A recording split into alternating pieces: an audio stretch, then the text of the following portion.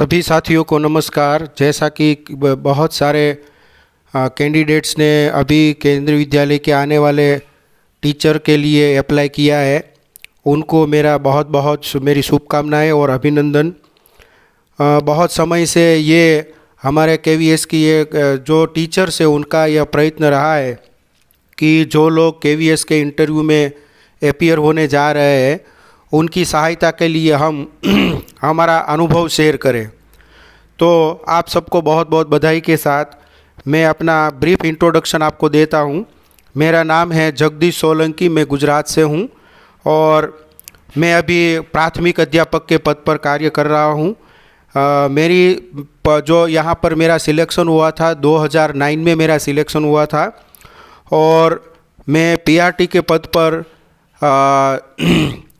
13 साल से मैं अभी इस पद पर मैं कार्य कर रहा हूँ। बहुत सारे आपके सवाल होंगे, मैं यहाँ पर एक एक सवाल मैं खुद ही यहाँ से फ्रेम करके मैं आपको इसका उत्तर देता जाऊँगा ताकि आपको जो भी विशेष सहायता मिल सके वो आपका फ़ायदा हो। केवीएस इंटरव्यू जो है वो बहुत बड़ा पहलू है केंद्रीय विद्यालय में। अभी आप जो भी पद पर पसंदगी होना चाहते हैं, चयन के लिए ये एक बहुत ही बड़ा पहलू है। तो बहुत सारे कैंडिडेट का इंटरव्यू में घबराहट होती है, तो मेरा यहाँ से उनका सुझाव यही है कि वे पूरे अपने विश्वास के साथ वहाँ पर उपस्थित होंगे तो वे सारी समस्या का समाधान कर पाएंगे, इंटरव्यू अच्छा रहेगा।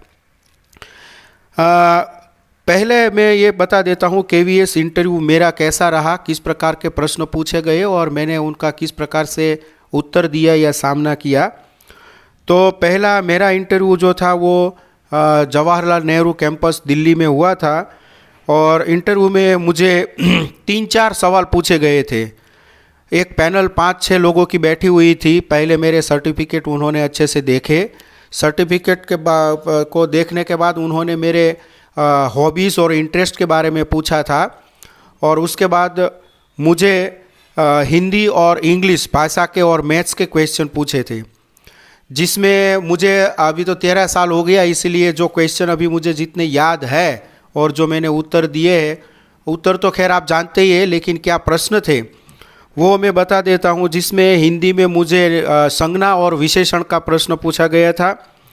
इंग्लिश में भी मुझे विशेषण और वर्ब क्रिया का प्रश्न पूछा गया था और इंग्लिश में मुझे बताया गया था कि मैं कोई राइम्स जो है इंग्लिश की कविता है उसको मैं अच्छे से रिसाइट करके या उसका अभिनय के साथ बताऊं। तो मैंने उसको अभिनय के साथ old McDonald had a farm E I E I O, यह कविता मैंने वहाँ पर परफॉर्मेंस के साथ वहाँ पर बताई थी। मैथ्स में मुझे 2 प्रश्न खास पूछे गए थे जिसका उत्तर मैंने बोर्ड में समझाकर उनको दिया था और वो था कि वो एरिया और वॉल्यूम को आप कैसे पढ़ाएंगे, बच्चों को कैसे समझाएंगे। तो मैंने दोनों ही चीज़ें बोर्ड पर जो हम ब्लैक बोर्ड वर्क करते हैं समझाने के लिए, तो उस प्रकार से मैंने वर्कआउट किया था। एक चैलेंजिंग क्वेश्चन मुझे जो लगा था, जो एजुकेशन पॉलिसी के अंतर्गत आता है, वो मुझे पूछा था, वो ये था कि कुछ बच्चे नियमित रूप से कक्षा में लेट आ रहे हैं, लेट कमर्स है, तो उस विषय में एक अध्यापक होने के नाते आप क्या प्रोसीजर फॉलो करेंगे, किस प्रकार से उनको डील करेंगे। तो ये क्वेश्चन मुझे थोड़ा ऐसा लगा था, तो मैंने उसका अपने अनुभव के आधार पर और केवीएस जो एजुकेशन का एक सिस्टम होता है उस हिसाब से मैंने उनको उत्तर दिया था कि सर, अगर कुछ बच्चे नियमित रूप से लेट आते हैं तो ये बहुत ही बड़ा एक संशोधन का विषय है। हमें उनके पेरेंट्स तक पहुंचना चाहिए, ऐसे कारणों की छानबीन करनी चाहिए कि वे लेट क्यों आते हैं, क्योंकि बहुत सारी परिस्थितियां इसके लिए जिम्मेवार होती है और उनके माता पिता को भी यह हमें विदित करना चाहिए कि आपके बच्चे लेट आते हैं तो उनको भी पता चले कि यहाँ से समय से निकलते हैं, यहाँ क्यों लेट पहुँच रहे हैं। क्या क्या उनको बच्चों को ऐसी समस्याएं आती है लेट होने में। अगर ऐसी समस्याएं हैं जो बच्चों की वजह से हो रही है तो उनको हम उस प्रकार से दूर कर सकते हैं। अगर फिर भी वे लेट आते हैं तो हमें एक अभिभावक के साथ, प्राचार्य महोदय के साथ बैठकर, कक्षा टीचर को, कक्षा अध्यापक को बैठकर हमें उनके साथ एक ये मुद्दा रखना चाहिए ताकि हम इसका समाधान निकाल सके। उसको मैंने स्टेप बाय स्टेप इनको समझाया था।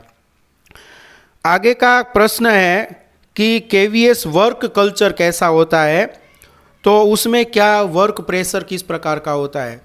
तो देखिए, केंद्रीय विद्यालय संगठन में बहुत सारी गतिविधियाँ पूरे साल के दौरान होती है और मुझे ऐसा लग रहा है कि 2009 के बाद, मेरे ज्वाइनिंग के बाद, बहुत सारे ऐसे नए प्रोग्राम जो पुराने चल रहे थे और उसमें बहुत सारे नए प्रोग्राम उसमें ऐड हुए। जैसे जैसे टेक्नोलॉजी का विकास हुआ ऐसे ऐसे टेक्नोलॉजी बेस्ड बहुत सारे प्रोग्राम भी हमारे केंद्रीय विद्यालय में लॉन्च हुए हैं। उसके बाद जब कोरोना की परिस्थिति आई तो हम टेक्नोलॉजी बेस्ड पूरा टीचिंग लर्निंग प्रोसेस हो गया, तो वो भी बहुत सारे नए प्रोग्राम उसमें आए। तो वर्क प्रेशर का ऐसा है कि आपको अपने आप को इस प्रकार से टाइम बेस्ड ऐसा आपको संचालित करना पड़ेगा, क्योंकि ये ज़रूरी है, वरना आपके ऊपर काम का बोझ बढ़ता जाएगा। क्योंकि apart from teaching learning process one has to perform some many other activities also, and all other activities are very important and emergency reply are also sometimes they ask for that. So we have to be really very prepared for that all this situation in all times. तो ये एक होता है। तो work pressure जैसा जो है वो नहीं होता है। अगर आप अपने आप को इस तरह से मैनेज करते हैं तो वो भी हैंडल कर लेते हैं। टीचर स्टाफ एनवायरनमेंट कैसा होता है, तो बहुत ही सहानुभूतिपूर्ण और सहायतापूर्ण वाला हमारा यहाँ का टीचर केवीएस टीचर स्टाफ होता है। जो हमारे सीनियर मोस्ट टीचर होते हैं वे हमको हर प्रकार से हमारी मदद करने के लिए तैयार है, लेकिन हमें भी बहुत सारा काम होता है। वो सीखने की उत्कंठा के लिए हमें भी तैयार रहना चाहिए और हर काम सीखने के लिए हमें तैयार रहना चाहिए। तो हमारा जो टीचर स्टाफ एनवायरनमेंट है वो बहुत ही बढ़िया बना रहेगा। उसके बाद प्रश्न है, क्या परिवार को साथ रख सकते हैं, कोई समस्या आती है तो उसका उसका निवारण कैसे करें।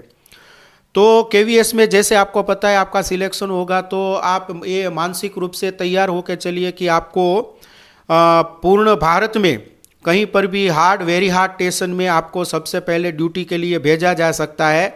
यद्यपि नहीं भेजा गया तो आप 40 साल के अंदर, यदि जो 40 साल के अंदर आपको कभी भी वो आपको वहाँ पर वेरी हार्ड जो स्टेशन है, जो विशेष करके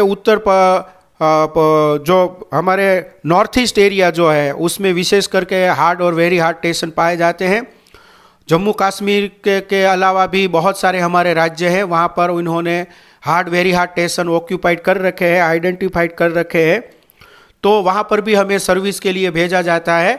3 साल का टेन्योर होता है और वो हमें पूरा करके ही हम हमारे होम टाउन वापस आ सकते हैं।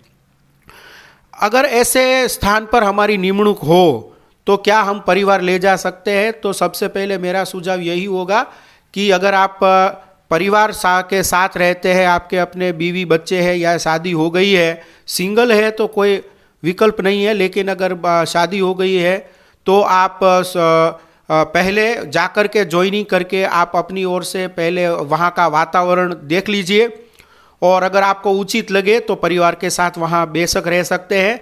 जैसे मेरा पहला पोस्टिंग था करीमगंज, जो बांग्लादेश की एक्सट्रीम ऑन बॉर्डर था, तो वहाँ पहले मैं 6 महीना रहा और मैंने परिस्थितियाँ देखी तो मुझे ऐसा लगा कि यहाँ परिवार को रखने में कोई दिक्कत नहीं है। दूसरे जो टीचर थे उनके भी परिवार वहाँ जो आराम से रह सकते हैं। स्वास्थ्य का भी ख्याल रखना होता है, तो मैं परिवार लेकर गया था क्योंकि मुझे सुनिश्चित हो गया था।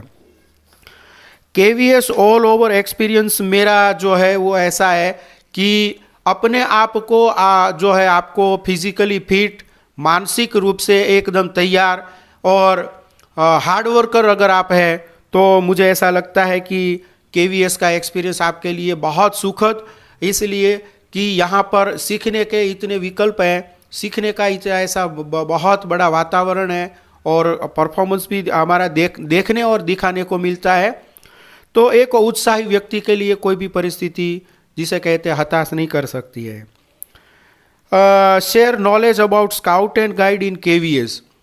तो स्काउट एंड गाइड जो है वो एक ऐसा यूनिट है जो केवीएस में बहुत लंबे अरसे से चला आ रहा है।